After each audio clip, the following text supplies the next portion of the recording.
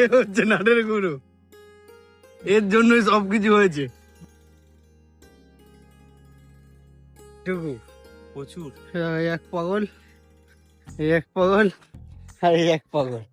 সকাল 3:30টার সময় উঠেছি, 3 পাগলে মিলে উঠে গেছিলাম নিয়ারি খেতে।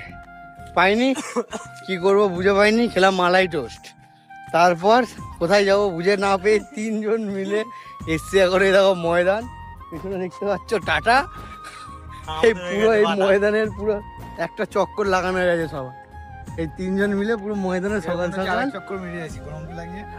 এক চক্কর লাগিয়ে সবার এখন গরম লাগছে বলে সব খুলে খালে সব বসে আছে।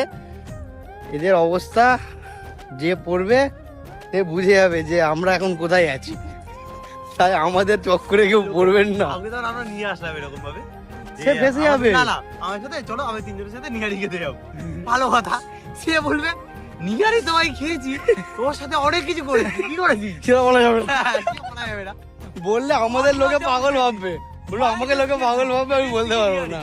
ওখান থেকে ময়দান চলে গেছি, ময়দানে গিয়ে দৌড়েছি এক পা, কোনো কারণ নেই। রাতে এদিকে ঘুমাইনি, এমন আছে হেলদি লাইফস্টাইল, রাতে কেউ ঘুমাইনি, ঘুমিয়েছি 0.5 ঘন্টা 1 ঘন্টা বা 2 ঘন্টা ঘুমিয়ে এসে ময়দানে এক পাক দৌড়াতে। তাহলে ভাবো তো আমাদের কত সুন্দর জীবন।